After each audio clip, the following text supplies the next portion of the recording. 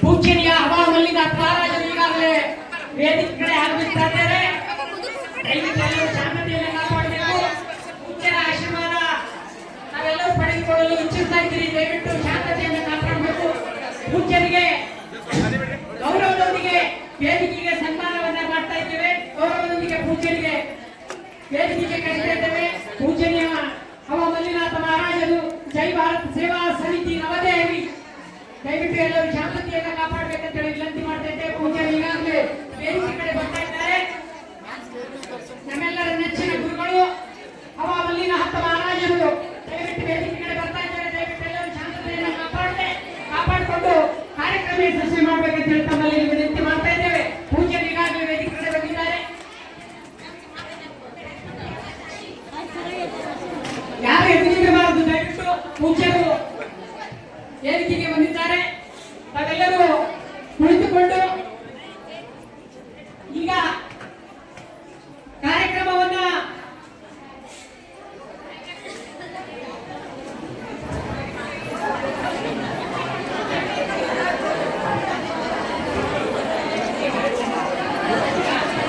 ದಯವಿಟ್ಟು ನಮ್ಮ ಅಮೃತದಿಂದ ದೀಪ ಬೆಳಗಿಸ್ತಾ ಇದ್ದಾರೆ. ದಯವಿಟ್ಟು ಶ್ರೀ ಶ್ರೀ ಹವಾ ಮಲ್ಲಿನಾಥ ಮಹಾರಾಜರು ಹಾಗೂ ವೇದಿಕೆಯ ಗಣ್ಯರು ಸ್ವಾಮೀಜಿಯವರು ಈ ಕಾರ್ಯಕ್ರಮಕ್ಕೆ ದೀಪ ಬೆಳಗಿಸುವುದರ ಮುಖಾಂತರ ಚಾಲನೆಯನ್ನ ಕೊಡ್ತಾ ಇದ್ದಾರೆ. ದಯವಿಟ್ಟು ಜೋರಾದ ಚಪ್ಪಾಳೆಯೊಂದಿಗೆ ಗೌರವಿಸಬೇಕಂತ ಹೇಳ್ತಾ बोलो भारत माता की जय, बोलो भारत माता की जय।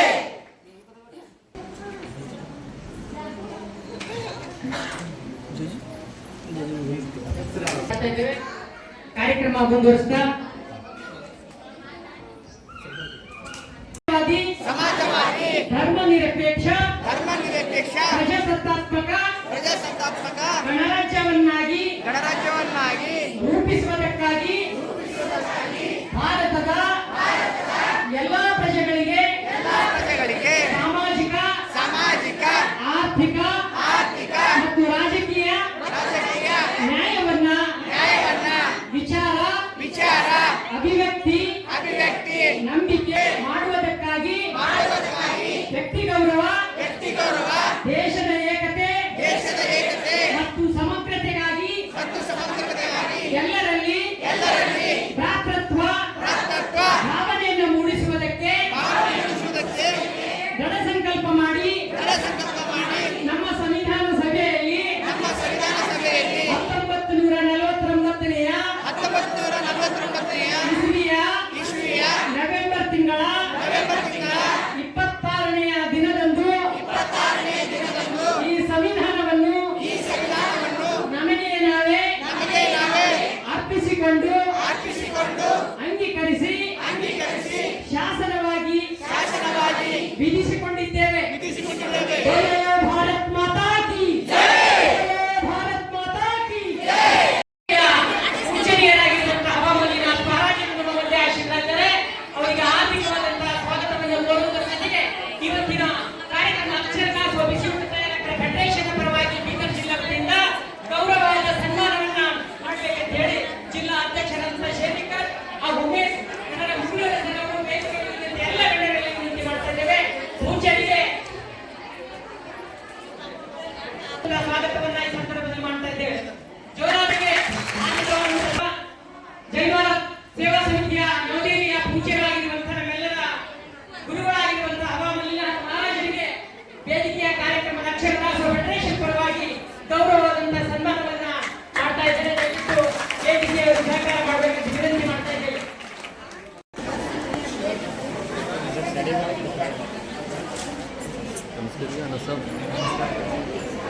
ಕನ್ಯಾಡಿ ಬೆಟ್ಟದ ಪೂಜ್ಯ ಸ್ವಾಮಿಗಳಿಗೂ ಸ್ವಾಮಿ ಸೇವಾ ಸಮಿತಿ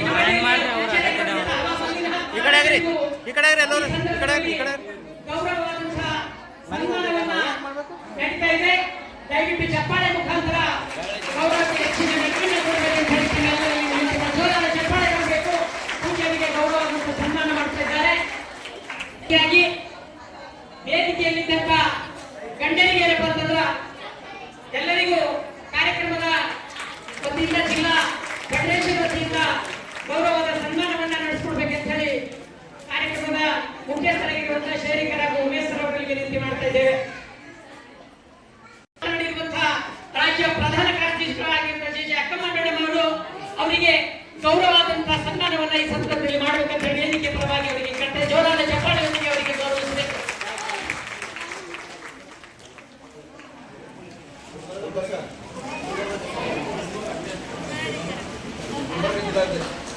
ಅತಿಥಿ ಗುಲ್ಬರ್ಗ ವಿಶ್ವ ಊಟ ಕಟ್ಟಡದ ಅಧ್ಯಕ್ಷರಾಗಿರುವಂತಹ ಯಶೋಧ ಮೇಡಮ್ ರಾಠೋಡ್ ಅವರಿಗೂ ಈ ಕಾರ್ಯಕ್ರಮದ ಪರವಾಗಿ ಹಾರ್ದಿಕವಾದ ಸ್ವಾಗತದೊಂದಿಗೆ ಸನ್ಮಾನವನ್ನು ಬರ್ತಾ ಇದೆ ಅಂತ ನಾನೊಂದು ಗೌರವ ಪಡ್ತೇನೆ.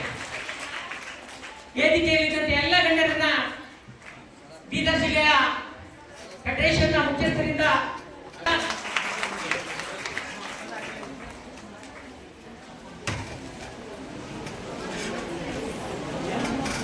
ಪೂಜ್ಯರ ಪ್ರಸಾದ ಘೋಷ ಎಲ್ಲರಿಗೂ ಗೊತ್ತು ಅಂತ ತಿಳ್ಕೊಂಡಿದ್ದೀವಿ. ಯಾರು ಗಲಾಟೆ ಮಾಡಬಾರ್ದು, ನಿಮ್ಮಲ್ಲಿ ಕುಂಟಲೆ ಕೊಡ್ತಾರೆ ಅವರು. ಕಾರ್ಯಕ್ರಮಕ್ಕೆ ಶೋಭೆಯನ್ನು ತರಬೇಕು, ಶಾಂತಿಯನ್ನು ಕಾಪಾಡಬೇಕಂತ ವಿನಂತಿ ಮಾಡ್ತಾ ಇದ್ದೇವೆ.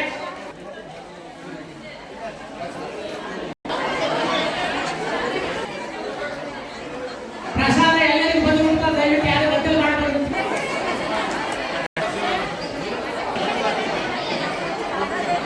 ಪ್ರಸಾದ ವ್ಯವಸ್ಥೆ ಎಲ್ಲರಿಗೂ ಆಗ್ತಾ ಇದೆ, ದಯವಿಟ್ಟು ಯಾರು ಬಂದು ಗಲಾಟೆ ಮಾಡಬಾರ್ದು.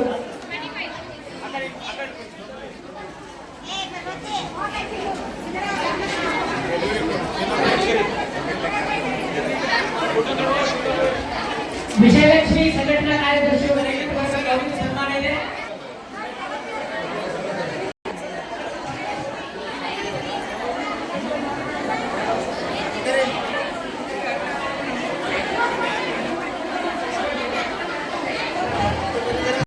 ಅಕ್ಷರ ದಾಸೋಹ ಬಿಸಿ ಊಟ ತಯಾರಕರ ಫೆಡರೇಷನ್ ಬೀದರ್ ಜಿಲ್ಲಾ ಸಮಿತಿ ವತಿಯಿಂದ ಇವತ್ತು ನಾವು ರಾಜ್ಯ ಮಟ್ಟದಲ್ಲಿ ಸಭೆಯನ್ನು ನಡೆಸಿ ಅಂತ ಕರೆಕೊಟ್ಟಿದ್ವಿ. ಮತ್ತು ಅದ್ರ ಜೊತೆಯಲ್ಲಿ ನಮ್ಮ ಅಧ್ಯಕ್ಷರು ಮತ್ತು ನಮ್ಮ ಪದಾಧಿಕಾರಿಗಳು ಇದುವರೆಗೆ ಏನು ಕೆಲಸನ ನಿರ್ವಹಿಸಿ ನಿವೃತ್ತಿ ಹೊಂದಿದ್ದಾರೆ ಅವರಿಗೆ ಈ ಸಂದರ್ಭದಲ್ಲಿ ಅವ್ರಿಗೊಂದು ಗೌರವ ಸಮರ್ಪಣೆಯನ್ನು ಇದ್ರ ಜೊತೆಯಲ್ಲಿ ಇಟ್ಕೊಂಡಿದ್ದಾರೆ. ಮತ್ತು ನಾವು ಆರಂಭದಲ್ಲಿ ಮಾತಾಡಿ ನಮ್ಮ ಕಷ್ಟ ಸುಖ, ನಮ್ಮ ಗುರಿ ಮತ್ತು ದೇಹಗಳ ಬಗ್ಗೆ ಸಂಘಟನೆ ಬಗ್ಗೆ ಅವ್ರಿಗೆ ತಾಸು ಮಾತಾಡಿದೆ.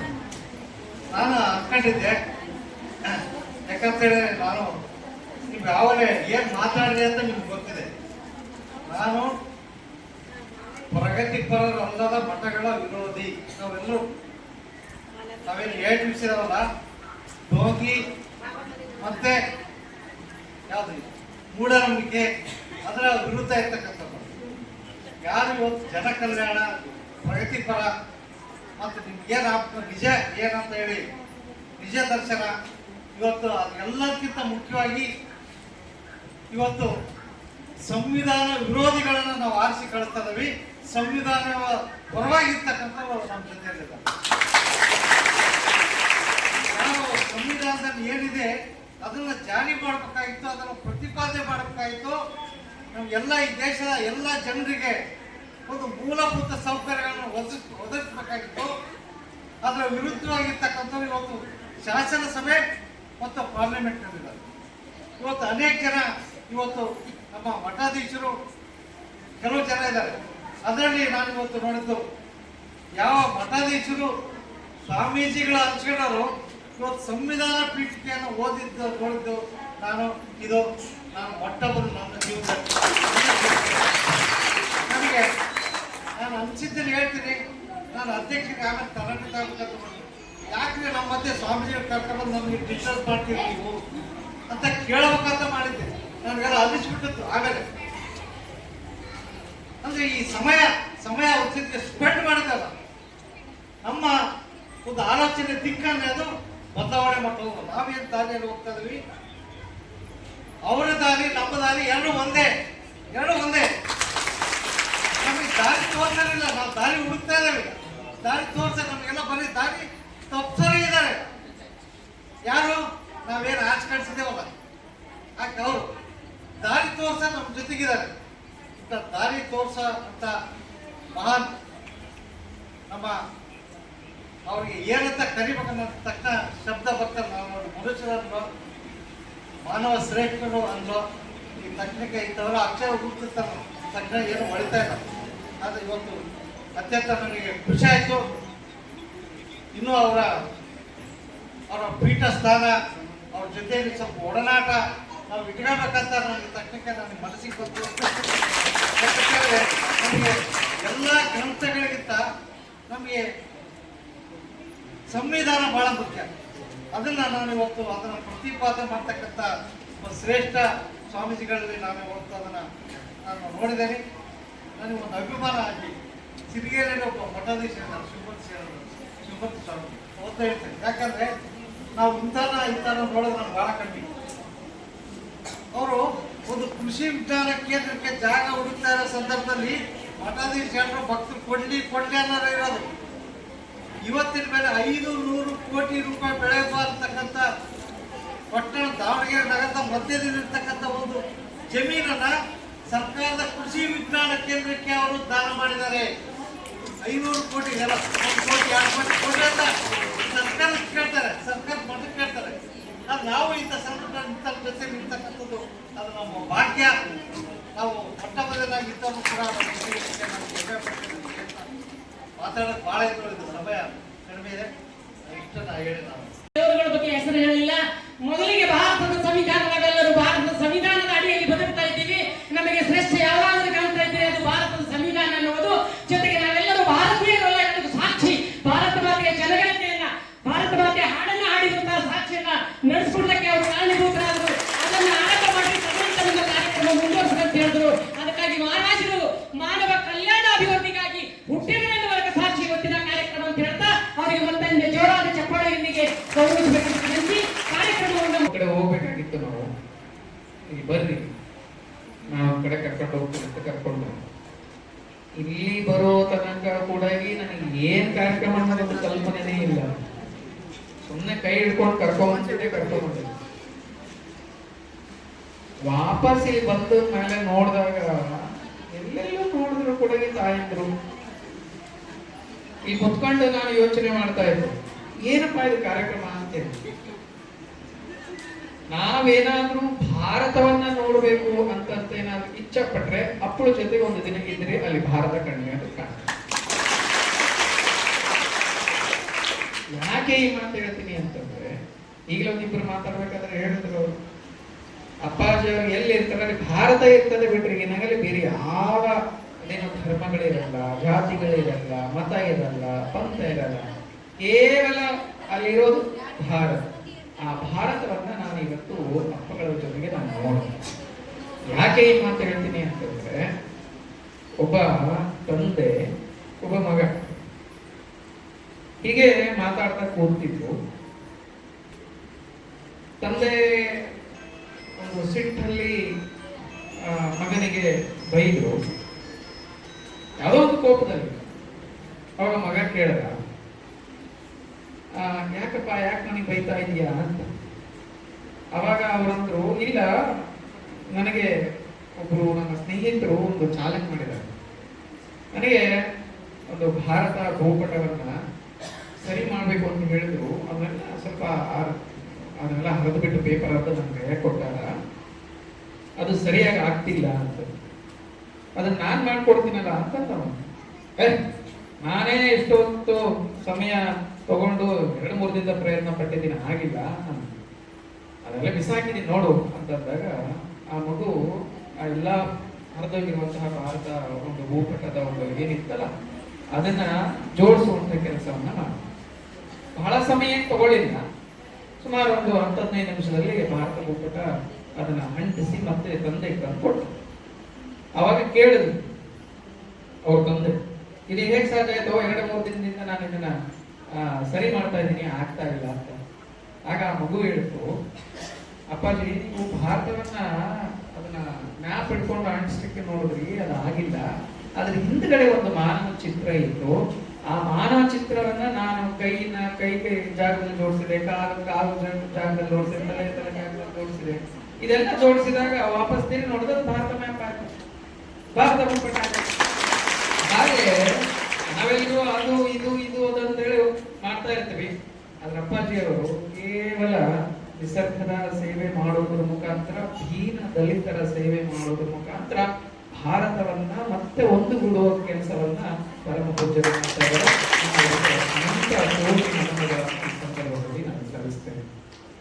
ಇಂಥವರ ಒಂದು ಪವಿತ್ರ ಅಮೃತ ಹಸ್ತದಿಂದ ಇಷ್ಟು ವರ್ಷಗಳ ಕಾಲ ಈ ತಾಯಂದರು ದಾಸೋಹ, ಕೇವಲ ಅಕ್ಷರದ ಬಿಸಿಯೂಟಷ್ಟಲ್ಲ, ಅಕ್ಷರ ದಾಸೋಹ, ಬಿಸಿಯೂಟ ಏನು ಶಾಲೆಗೆ ಬರುವಂತಹ ಮಕ್ಕಳಿಗೆ ತಮ್ಮ ಕೈಯಾರೆ ಉಣಬಡಿಸುವಂತ ಕೆಲಸವನ್ನ ಈ ತಾಯಂದಿರು ಮಾಡ್ತಾರೆ. ನಿಜಕ್ಕೂ ಈ ತಾಯಂದಿರ ಸೇವೆಯನ್ನ ನಾವು ಯಾರು ಕೂಡ ಮರಿಬಾರ್ದು. ಯಾಕೆ ಅಂತ ಹೇಳ್ತೀನಿ ಕೇಳಿ. ನಾವು ಮನೆಯಲ್ಲಿ ಕೇವಲ ಬೆಳಗ್ಗೆ 6ರಿಂದ 8 ಗಂಟೆನೋ ಅಥವಾ 9 ಗಂಟೆವರೆಗೂ ಮಾತ್ರ ನಮ್ಮ ಮಕ್ಕಳು ನಮ್ಮ ಜೊತೆಗಿರ್ತಾರೆ. ನಾವು ಒಮ್ಮೆ ಅವರಿಗೆ ಒಂದು ಪ್ರಸಾದವನ್ನ ಮಾಡಿ ಊಟ ಪ್ರಸಾದ ಮಾಡಿಸಿ ನಮ್ಮ ಮನೆಯಿಂದ ಶಾಲೆ ಕಳಿಸ್ತೇವೆ. ಆದ್ರೆ ಬೆಳಗ್ಗೆಯಿಂದ ಹಿಡಿದು ಸಂಜೆವರೆಗೂ ಇವರ ಕೈಯಲ್ಲೇ ಆ ಮಕ್ಕಳು ಇರ್ತಾರೆ. ಆಯ್ತಾ? ಅವರ ಒಂದು ಕೈ ತುತ್ತು ಉಂಡು, ಒಬ್ಬ ತಾಯಿಯ ಕೈ ತುತ್ತು ಉಂಡ ಮೇಲೆ ತಮ್ಮ ಒಂದು ಎಜುಕೇಶನ್ ಅಂದ್ರೆ ಒಂದು ಹಂತದ ಶಿಕ್ಷಣ ಮುಗಿಯೋತನ ಈ ತಾಯಂದಿರ ಕೈಯಲ್ಲೇ ಬೆಳೆದಿರಲ್ಲ.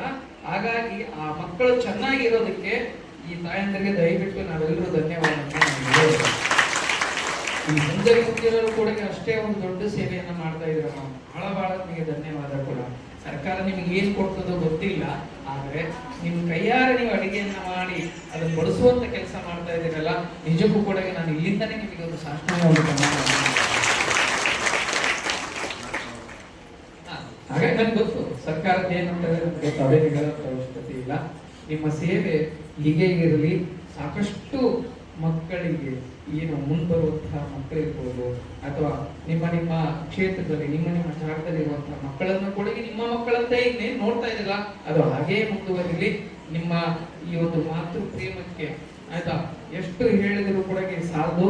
ನಿಜಕ್ಕೂ ಕೂಡ ನಿಮ್ಮ ನೋಡಿದಾಗ ನನಗೆ ಅನ್ಸುತ್ತೆ ಎಷ್ಟು ಒಂದು ನಿಸ್ವಾರ್ಥ ಸೇವೆಯನ್ನ ನೀವು ಮಾಡ್ತಾ ಇದ್ದೀರಿ. ಪ್ರತಿನಿತ್ಯ ಮಕ್ಕಳಿಗೆ ಊಟವನ್ನ ಬಡಿಸೋದಾಗ್ಲಿ ಮತ್ತೆ ಅದನ್ನ ತಯಾರು ಮಾಡೋದಾಗ್ಲಿ. ಯಾವ ಮಕ್ಕಳು ಕೂಡ ಮನೆಯಲ್ಲಿ ಊಟ ತಿಂದದ್ದು ಸ್ವಲ್ಪ ಆರೋಗ್ಯ ಕೆಡ್ತದೆ, ಆದ್ರೆ ಶಾಲೆಗೆ ಹೋಗಿ ನಿಮ್ ಕೈಯಾರ ತಿಂದಿದ್ದು ಊಟ ಏನಿದ್ರೆ ಯಾವತ್ತೂ ಕೆಟ್ಟಿಲ್ಲ. ನಿಜಕ್ಕೂ ಕೂಡ ಬಹಳ ಒಂದು ಅದ್ಭುತ ಸೇವೆಯನ್ನು ನೀವು ಮಾಡ್ತಾ ಇದ್ದೀರಿ. ನಿಮ್ಮ ಒಂದು ದರ್ಶನ ನನಗೆ ಆಗಿದ್ದು ಕೂಡ ಬಹಳ ಎಲ್ಲೋ ಒಂದು ಕಡೆ ನನಗೆ ಕೃತಜ್ಞತೆ ಅಂತ ಅನಿಸ್ತಾ ಇದೆ. ನಿಮ್ಮೆಲ್ಲ ಪಾಠಗಳಿಗೆ ನಾನು ನಮಸ್ಕಾರವನ್ನು ಮಾಡಿ ನಾನು ಇಲ್ಲಿವರೆಗೆ